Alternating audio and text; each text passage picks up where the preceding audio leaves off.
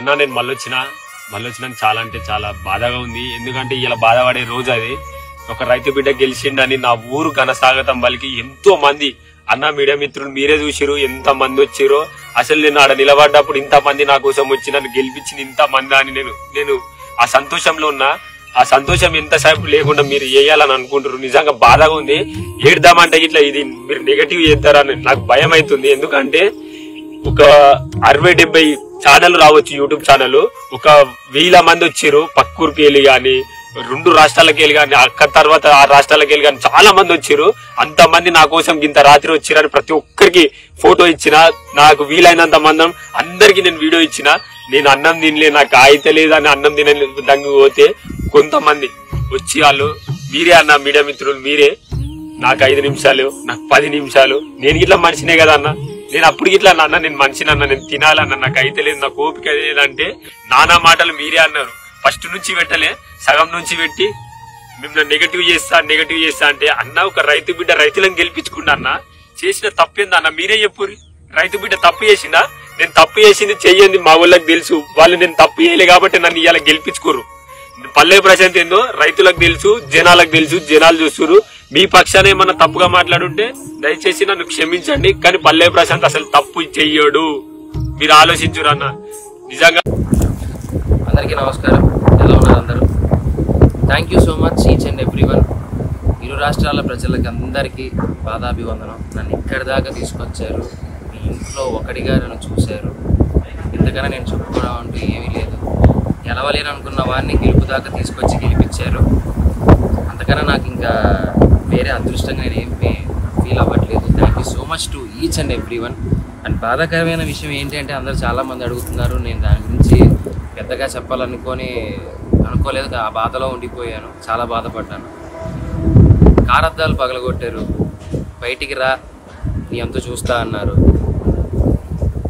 నేను ఒక్కనే ఉన్నప్పుడు మీ ఇష్టం వచ్చింది చేసుకోండి, నాకేం భయం లేదు, ఎవరికి భయపడాల్సిన అవసరం లేదు. కానీ మన ఇంట్లో కూడా ఒక అమ్మ ఉంటుంది, ఒక అక్క ఉంటుంది, ఒక చెల్లి ఉంటుంది, ఒక భార్య ఉంటుంది. వాళ్ళు మన పక్కన ఉన్నప్పుడు మనం ఎలా ప్రవర్తించాలి అనేది కూడా మనం కొంచెం ఆలోచిస్తే బాగుండు అని నా అభిప్రాయం. అద్దాలు పగలగొట్టినప్పుడు ఆ అద్దం పెంకులన్నీ వచ్చి మా అమ్మగారి మీద పడ్డాయి, తేజ్ మీద పడ్డాయి.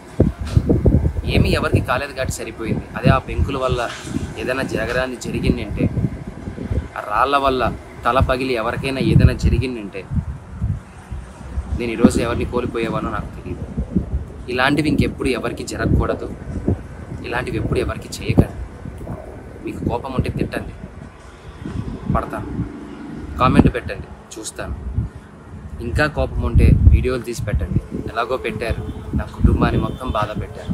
నేను ఏది పట్టించుకోవట్లేదు. ఎందుకు అంటే నేను నమ్ముకుంటే నా హీరో, నా గురువు మాస్ మహారాజా రవితేజ గారు, ఆయన వచ్చి నాకు అవకాశం ఇచ్చిన రోజు నేను గెలిచాను. నేను బయటికి వచ్చిందే ఆ గెలుపులో వచ్చాను. కానీ గెలిచి ఒక ఆనందంతో బయటికి వస్తాను అనుకున్న నన్ను, నా కుటుంబాన్ని రోడ్డు మీద నించోబెట్టారు. అది చాలా బాధ వేసింది. పర్లేదు, నన్ను ప్రేమించే వాళ్ళు, నన్ను అభిమానించే వాళ్ళు ఉన్నారు కాబట్టి దేవుడు చల్లగా చూడబట్టి మా అమ్మకి నా భార్యకి ఏం కాలేదు. నాకేమైనా పర్లేదు. మన ఇంట్లో ఆడవాళ్ళు మన పక్కన ఉన్నప్పుడు కొద్దిగా జాగ్రత్త వహిస్తే బాగుంటుంది. జగరాన్ని ఏదైనా జరిగితే కప్పు పోతే తిరిగి తెచ్చుకోవచ్చు, డబ్బు పోతే తిరిగి సంపాదించవచ్చు, మనిషి పోతే తిరిగి తీసుకొని రాలేమండి. ఇది గుర్తు పెట్టుకోండి. చాలా రిక్వెస్ట్గా అడుగుతున్నాను, దయచేసి ఇంకెప్పుడు ఇలా చేయకండి ఎవరి దగ్గర. Thank you so much. ఇప్పటికీ మీకు నా మీద ఏదైనా కోపం ఉంటే ఎక్కడ రమ్మంటారు చెప్పండి, వస్తాను, మీ ఇష్టం. కానీ ఎవ్వరికి ఇలా ఇంకెప్పుడు చేయకండి. I love you all. Thank you for each and everyone support చేస్తున్నందుకు. ఇంతకన్నా ఏం చెప్పలేదు. Thank you so much. Lalitha exchange Utsav. పాత నగల అదే బరువుకి కొత్త నగలు తీసుకో. నగల ప్రైస్ లో 20% ఆదా చేసుకోవచ్చు.